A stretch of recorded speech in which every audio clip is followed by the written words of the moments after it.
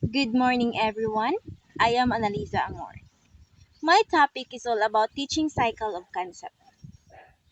The learning objectives first, demonstrate an understanding and appreciation of the teaching cycle. Next, determine how teaching cycle is applied in teaching. The teaching process is not a linear activity that starts with planning and ends with testing.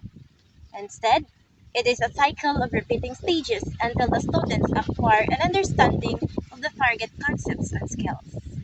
Before we tackle the stages of the teaching cycle, we need to know first what is teaching cycle and what is the purpose of it and the uses in making concept in teaching.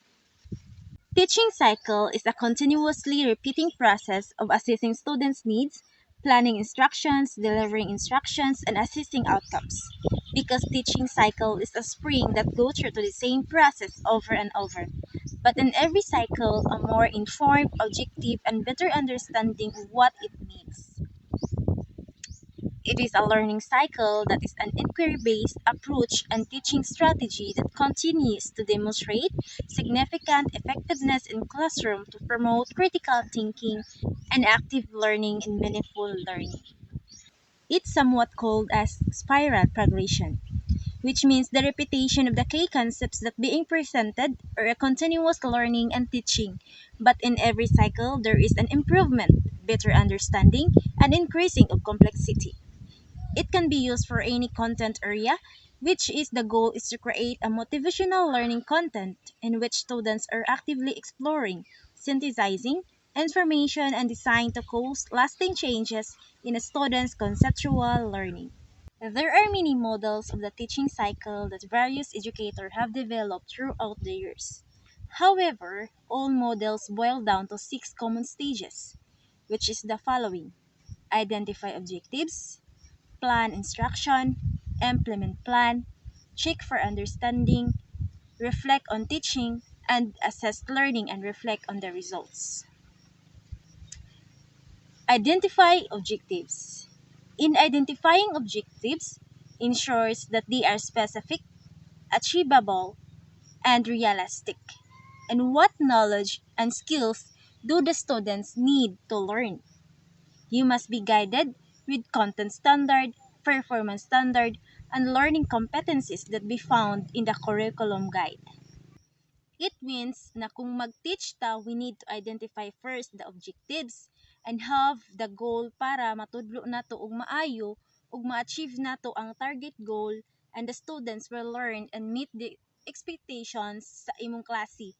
And objectives is the guide or reference nimo para ma-demonstrate ug ma-integrate nimo ang gi-provide na topic. Plan instruction. What strategies must be implemented for the students to achieve an objectives targeted in the previous stage?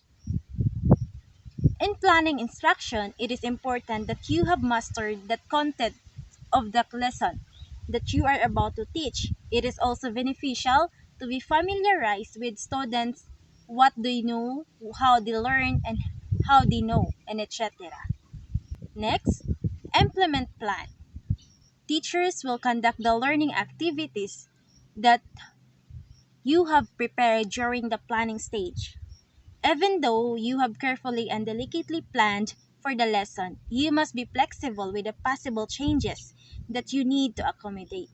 Since naa kay objectives din, naka-plan na ka og unsi angay nimo na i-teach or unsa ang mga activities na imong gigama para ana nga klase, then you need to implement it and integrate it inside the classroom and make it possible.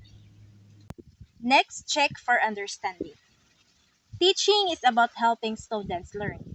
During the implementation of the lesson plan, you must every now and then check whether the students have understood what you have covered so far. You need to monitor or check the students' learning in every lesson.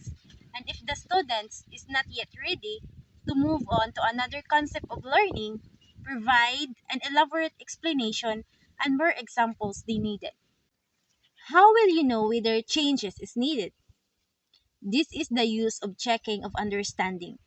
For you to know what they learned, what you need to change, and what you need to improve. Facial expressions and reactions and verbal help in assisting their learnings. In giving more examples, explanation can enhance more in their understanding, and use some formative assessments and different learning styles that can help your students to understand more about your lesson. Fifth, reflect on teaching. Teachers must evaluate teaching period that they have finished. Reflect on which instructional approaches and strategies worked and didn't work. Reflect on teaching is a process wherein a teachers reflect on their teaching practices, what they do inside the classroom, para ma-examine nila ang effectiveness of their teaching and for them to know if their way of teaching is engaging or understandable, and it also helps them to understand how students learned and how they become accountable in students' progress. Assist learning, assist learning and reflect results. This stage gives you concrete measures of what the students have learned. In math, this is usually through a paper and pen examination. Use a range of different assessments methods to check if your learners have gained necessary skills and knowledge. Lastly, reflect on the results of your teaching and the students' learning. Teachers must take time to reflect on the results. If the learning objectives were not adequately achieved or na-achieve ba nimo imong target goal, then ang students nakasabot ba, naa ba sila nakuha ng mga knowledge or nahimo ba ka nga effective teacher para nila. That's why we need to make a reflection sa ato ang self ug sa mga students. Then if naa pa need na i-improve, imo tong i-revisit ang mga lessons na need pa elaborate but in different manner na mas makasabot sila ug mas engaging na. In summary, teaching involves a repetitive cycle of defining objectives, planning, and implementing instructions, assessing learning, and reflecting on teaching and learning.